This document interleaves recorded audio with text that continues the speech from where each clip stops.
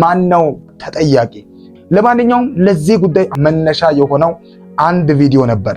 ሄሌን የምትባል እንግዲህ በቲክቶክ መንደሩ እንደዚህ አይነት ነገሮችን በማጋለጥም በመናገርን የምትታወቅ ሴት አንድ ነገር እያለች በሶሻል ሚዲያ ብቅ አለች። የራሷ የዘቢባ ባል እሱ ባለው ምን እያለ በሶሻል ሚዲያ እንደወጣ ደግሞ ዘቢባ ግዴታ መካድ አለብህ ብላለች። እሱ ባለውን ቁጭ ብሎ አንዲት ሴት መታ የተናገረችው ነገር በጣም ለብዙዎቻችንም ትምህርት የሚሆን ይመስለኛል። እኔ ሄሌንን ሳውቃት 7 ዓመት ምናምን ይሆናል ሳውቃትና ማሸነፍ የቻልኩ ሴት ነኝ። ሐኪሙ ራሱን አጥፍቷል። ይሄ ሐኪም ለምንድን ነው ራሱን ያጠፋው? የብዙዎቻችሁ ጥያቄ ነው። በድምፃዊት ዘቢባ በባሏ እንዲሁ ደግሞ በቲክቶከር ሄሌን መሃል የተፈጠረው ነገር ብዙዎችን አነጋግሯል። እጅግ በጣም አሳፋሪ አሳዛኝ ነገሮች ከምር በሶሻል ሚዲያ እየታዩ አሉ።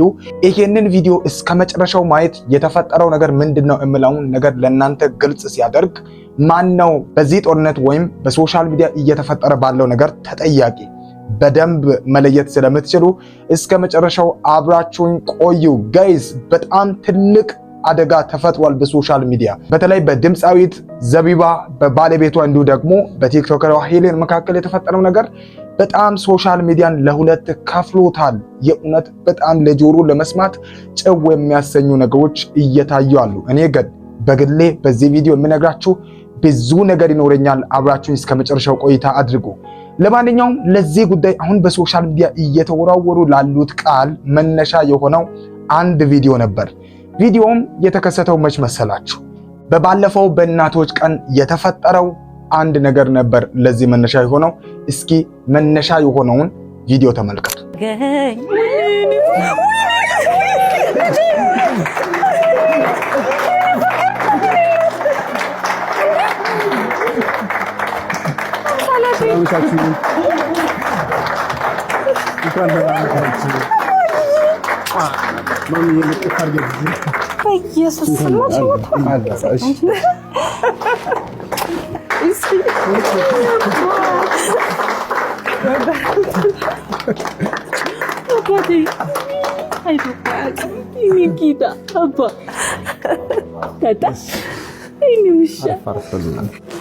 እንኳን ለእናቶች ቀን አደረሰሽ በሏት። አመሰግናለሁ።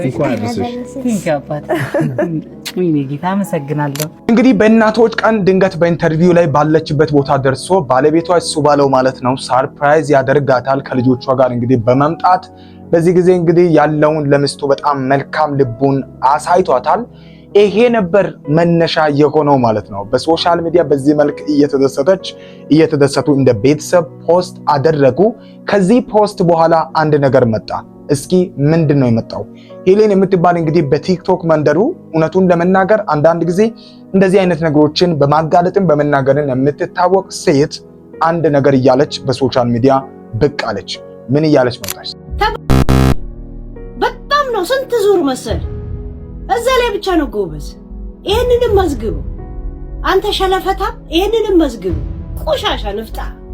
በቲክቶክ መንደር በስፋት በዚህ መልክ የምትታወቀዋ ሄሌን ማለት ነው ከኔ ጋር ግንኙነት ነበረው። እንደውም ሌሎችንም ነገሮችን እናደርግ ነበር።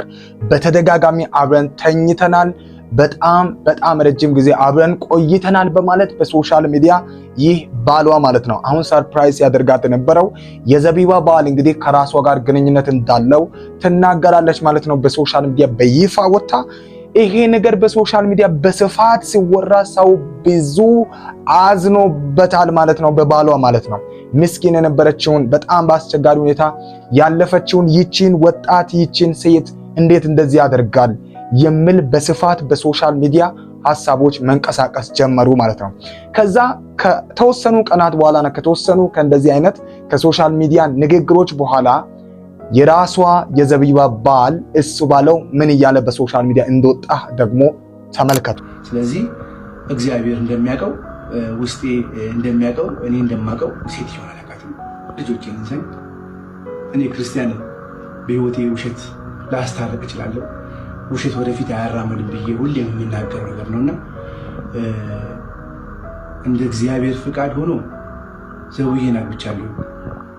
ካናደዳት እንደማንኛውም ሰው ትናደድ ትችላለች። እንደማንኛውም ሰው እንደሚደሰተው እሷ ልትናደድ ትችላለች። ግን በህይወት አይቻት የማላውቅ ሴትዮ ቬሎ ገዝታ ጭራሽ ጌም እጫወታለሁ። ጌሙ ከሆነ የኔን ስም ጠርተሽ የሚስቴን የባለቤቴን ስም አንስተሽ አይደለም የግድ መናገር ያለብሽ። ወይ ደግሞ ምን እያለ እንደነበረ ሰምታችኋል። ልጆቼን ይንሳኝ፣ እኔ በፍጹም ይችን ሴት አላቃትም ነው እያለ ያለው ጋይስ። በእውነት በጣም ነው ያዘንኩት። የእውነት ልጆቼን ይንሳኝ ብሎ የምምልበት ልክ ሰው ይኖርዋል እንዴ? እኔ እንጃ። እውነት ያደረገው ነገር የሚያውቃትን ሴት በዚህ ልክ ልክድ ይችላል ወይ? አሁን ይሄንን ብለን ስንል በሶሻል ሚዲያ ማስረጃ የሚባል ነገር አለ። መረጃ ማስረጃ የሚባል ነገር አለ። ካልቀረበ ሰው ስለተናገረ ብቻ እውነት ነው ብሎ መቀበል በተለይ በዚህ ጊዜ አይቻልም። በዚህ ጊዜ በፍጹም ነው የማይታመነው። በተለይ በሶሻል ሚዲያ በሰው ልብ ሄለን የገባችበት አንድ ቪዲዮ ነበረ በቅርብ። እሷ ከዚህ ነገር በኋላ እሱ አላውቅም ብሎ ከተናገረ በኋላ እሷ አንድን ቪዲዮ ፖስት አደረገች። ይሄ ቪዲዮ ነው በእርግጠኝነት ብዙ ሰው ለሄለን እንዲያዝን ያደረገው። እሱ እኔን ነው አላውቃትም ያልክ? የእውነት እሱ እኔን አታውቀኝ? ጠፍቼብን አረጀዋል፣ ተጨማደድኳል። እሱ እኔን አታውቀኝ? ዘቢባ ግዴታ መካድ አለብህ ብላለች። የእውነት ሁለት ጸጉር አውጥተህ እኔን ትክደኛል? ይሄንን ቪዲዮ ከተመለከተ በኋላ ሰው ሁሉ ሄለን እውነትም እየተናገረች ያለችው ነገር እየተፈጠረ አድርጎ ተቀበለ፣ ብዙ ሰው ማለት ነው። ነገር ግን እሷ እንግዲህ ስትናገር አስተውላችሁ እንደሆነ በቃ አረጃውብህ አይደል፣ ሰውነትህ ተጨማደደ አይደል እያለች ስትናገር እውነት አንጀትን ይበላል። በጣም ነው የሚያሳዝነው። የሚመስለው እውነት ነው የሚመስለው፣ ግን ደግሞ እሱ ወጥቶ የተናገረውን ከሰማችሁ እውነታው በእናንተ ልብ ወዴት ነው? እናንተ ምንድነው በዚህ ውስጥ ልትሉ የምትችሉት? እሱ ባለውን ቁጭ ብሎ አንዲት ሴት መታ የተናገረችው ነገር በጣም ለብዙዎቻችንም ትምህርት የሚሆን ይመስለኛል። ምን አለች? የሰው ምስክርነት አንዳንድ ጊዜ አስፈላጊ ነው። ማስረጃ የሚባል ነገር አለ። ስለዚህ አንዱ የሰው ምስክርነት ማስረጃ ነው። እቺ ሴት የመሰከረችው ነገር ሁላችንንም ሊያስማማን ይችላል፣ ላያስማማን ይችላል። ግን ምስክርነቷን በተወሰነ መልኩ እዩ እስኪ። በሆነ መልክ እስቲ ምንድነው አስተያየት አለኝ አስገባኝ እስቲ። እኔ ሄለንን ሳውቃት 4 years 7 ዓመት ምናምን ይሆናል ሳውቃትና ይሄ ባህሪዋ በነገራችን ላይ እየቀጠለ ነው። እንደዚህ አይነት ውሸት የታወቀች ናት። እናንተ ወይ አሁን አዲስ ምናምን ሊመስላችሁ ይችላል። በዩቲዩብ እንደዚህ ላይክ 16-17 ሰዓት እየተቀመጠች አይ ቲንክ ዩቲዩብ ኤዲት አድርጋ ቪዲዮ ሰርታ መፖስት አትችልም መሰለኝ እንደዚህ አይነቱ እና አሁን በቲክታክ ነው። በዩቲዩብ ረጅም ሰዓት እየተቀመጠች የሰው ስም ማጥፋት ከየትን እንደምታመጣው አይታወቅም። ዝም ብላ ነው የምታወራው። ሰው ብቻ ይሄ ወሬም ስለሚወድ በስልክ ታስገባለች። ሰው ላይቭ ላይ ስልክ ታስገባና በስልክ የራሷ ጓደኞቿ አሏት መሰለኝ እንደዚህ በግሩፕ የምታወራቸው ዛሬ ይህንን ገብተን ስለዚህ ፕሮግራም እናወራለን ምናምን የምትላቸው ይደዋወላሉ፣ ስልኳ ላይ ይደውላሉ። ይሄ ነው ባህሪዋ። በነገራችን ላይ ትዳር ላይ ብቻ አይደለም። አሁን በቅርብ ጊዜ ራሱ ካስታወሳችሁ ቤታዩን እናቷ ያልሆነች ሴትዮ እናቷ ናት ምናምን ብላ አምጥታ በህዝብ ዘንድ ቤታዩን ለማስጠላት። አሁን በእናት በምናምን ቀልድ የለም። አብዛኛው ህዝብ እናት ላይ ያለው ስሜት የተለየ ነውና በህዝብ ተወዳጅነቷን ስታይ ቤታዩን እናቷን የጣላች ናት ብላ የውሸት ነገር አምጥታ ቤታዩን ለማሸማቀቅ ራሱ የሄደችበት መንገድ በእንደዚህ አይነት ሁል ጊዜ ሰዎችን ስም ለማጥፋት የውሸት ነገር እየፈበረከች ትመጣለች። እንደሰማችኋት ነው፣ ስራዋ ነው። ይሄንን በፍጹም እንዳትሰማ።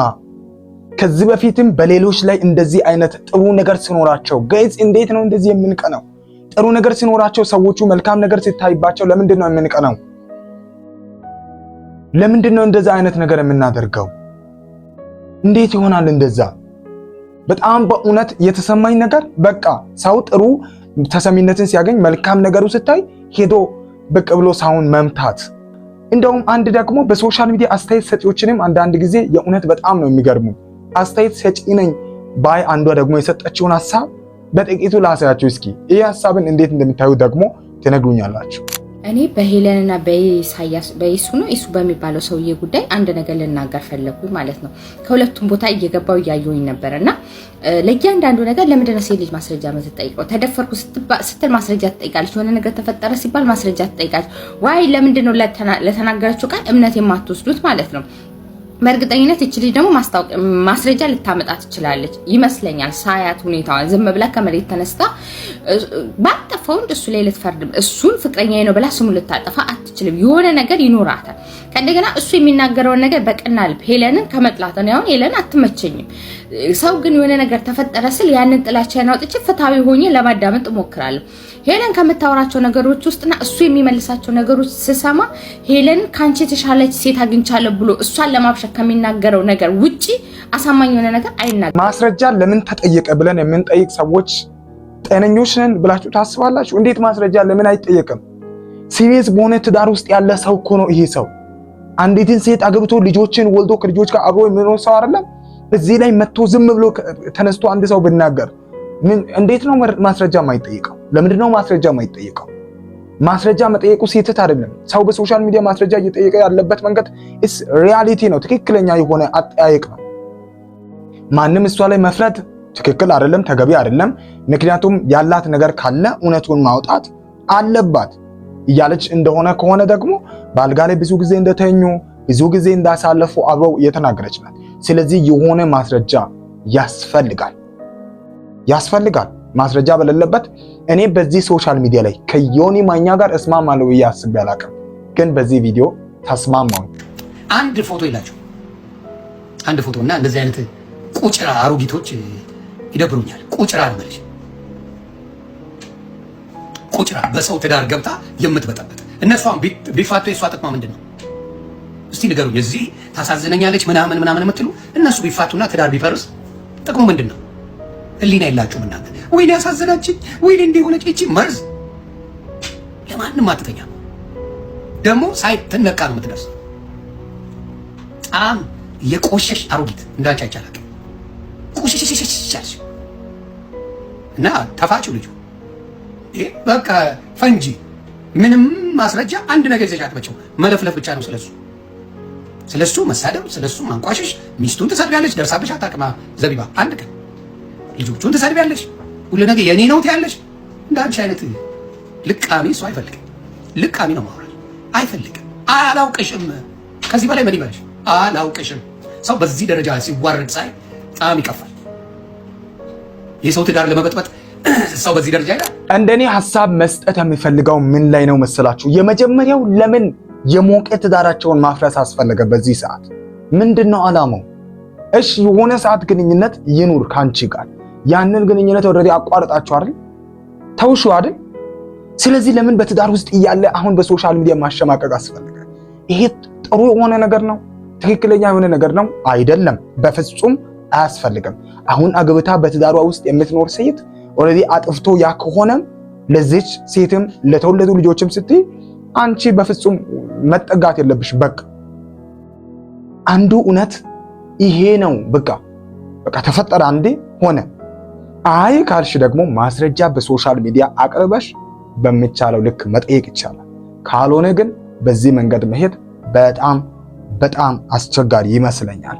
የኔ ሐሳብ ነው። ለማንኛውም ግን ከሁሉ በላይ ደግሞ አሁን አብረው ያለችው ምስቱ ዘቢባ የተናገረችው ነገር ሁላችንንም ይገዛናል። እንኳን እሱዬን የመሰለ ወርቅ ባል እደግመዋለሁ፣ እንኳን እሱዬን የመሰለ የወርቅ ፍልቃቂ የሆነ ባል በህይወቴ ላይ ኖሮ ይቅርና ብቻዬንም ሆኜ ሲንግል ማመም ሆኜ ማሸነፍ የቻልኩ ሴት ነኝ።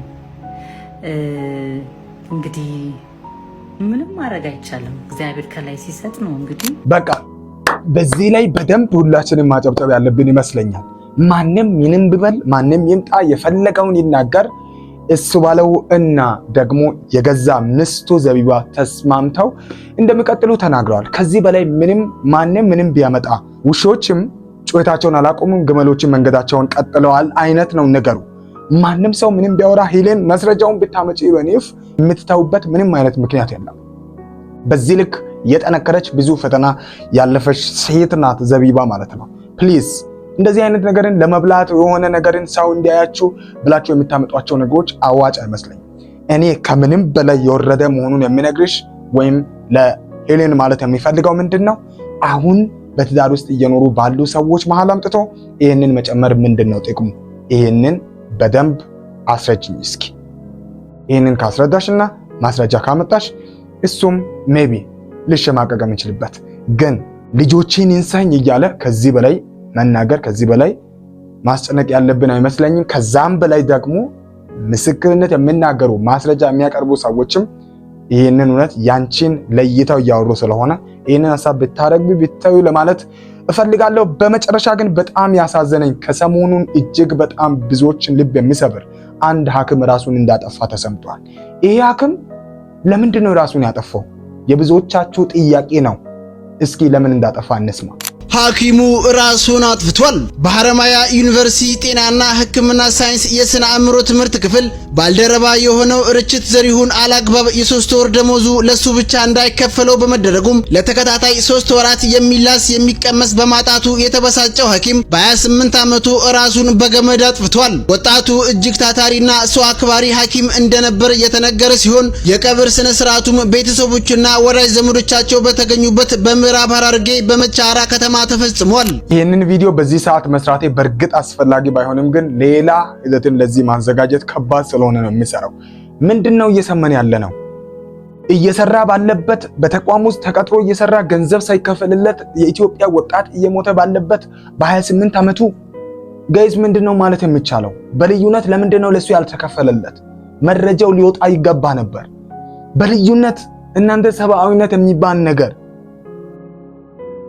በቃ አንድ ሰው ተቀጥሮ እየሰራ የሚበላውን የሚቀምሰውን አጥቶ ራሱን የሚያጠፋ ከሆነ እውነት በጣም ነው የሚያሳዝነው። መማርስ ጥቅሙ ምንድነው?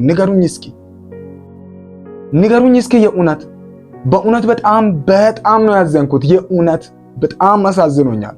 ይህንን መረጃ መስራት በሌለብኝ ሰዓትም እየሰራው እንደሆነ ይከበኛል፣ ግን እጅግ በጣም ያሳዝናል። አንድ ወጣት እየሰራ እየለፋ ገንዘቡ ሳይከፈልለት ቀርቶ የሚበላውን አጥቶ ሲሞት ይገርማል።